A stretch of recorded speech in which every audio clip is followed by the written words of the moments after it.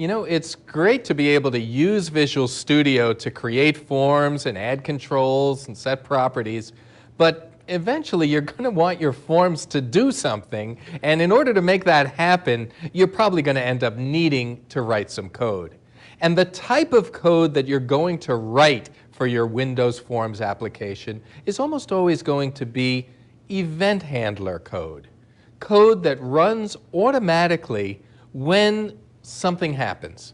For example, when the user clicks on a button, an event goes off. Your code can run automatically. When the user types into a text box, events go off. Your code can run automatically. So let's take a look at what's involved in creating event handlers that will run code automatically when events occur in your Windows Forms.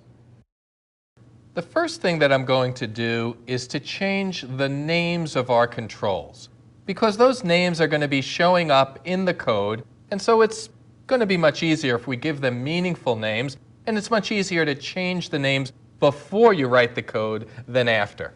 So I'll start off, I'll select this label, and I'm going to name this LBL instruction.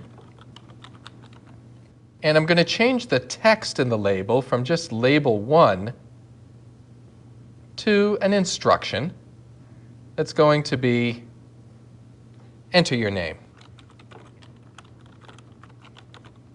And I'll now select the text box. I'll call this one txt name. The text that's in here now, text box 1, I'm just going to eliminate that. We'll want this to be blank. We'll let the user type in what they want. And the button we'll call BTN greeting. And the text is going to change the caption on this button from button 1 to greeting. So now we're ready to go. And if I want to write code that runs automatically in the click event of the button, one easy way to get that started is to simply double-click on the button. So I'm going to double-click here on the button, and Visual Studio will automatically create an event handling piece of code for me here called btn greeting underscore click. Now, the name of this procedure is not important. In older versions of Visual Basic, it mattered. Here, it doesn't. We could name this anything. It's just a convention to call it this, and it's similar names to what worked in Visual Basic before. What's important is that this private procedure, only going to be used here within our form, it's a sub-procedure. It's not going to return a value the way a function would. It's a subroutine. And the name, as I say, is unimportant. But this part is important.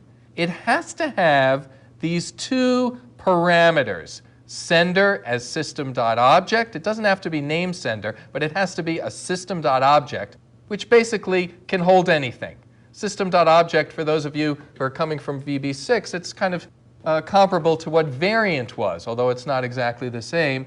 Anything can be an object, and in this case, object is going to tell us who the sender was, who fired off this event, which in our case is going to be the button.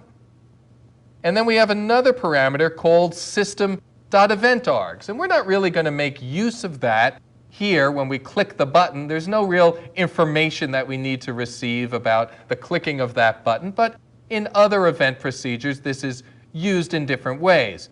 So it's always there. This is kind of a standard form that's used for event handling code, to have two parameters. The first one is an object. The second one is system.eventArgs. And this conforms to what's called a delegate. And you'll learn about that in a separate section. I don't need to go into the details here. One other important piece of information, and that is we need to specify the event that this code is going to handle. And we can do that very easily by just saying handles btngreeting.click, the click event of btn greeting. And Visual Studio did all this for us. It put this stub here, and so all we need to do is then put in our own code that's going to say, hey, what do we want to happen when that click event occurs. And what we're going to